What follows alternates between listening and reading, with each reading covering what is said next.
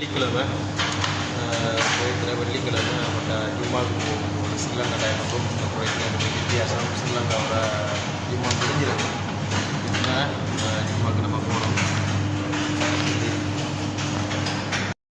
இதுதான் பள்ளி. பள்ளிக்கு போகிறா எல்லாரும். நிறைய பள்ளி பக்கத்தில் தான். நம்மளோட ரூமுக்கும் பள்ளியும் மிச்சம் தூரத்தில் நடந்து போகிற தூரம் தான் நிறைய பள்ளி. ஓகே, பள்ளியை நெருங்கியாச்சு.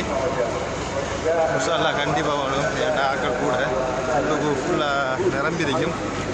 முசாலா இருந்தால் வெளியால் நம்ம தொழுதிக்கலாம்.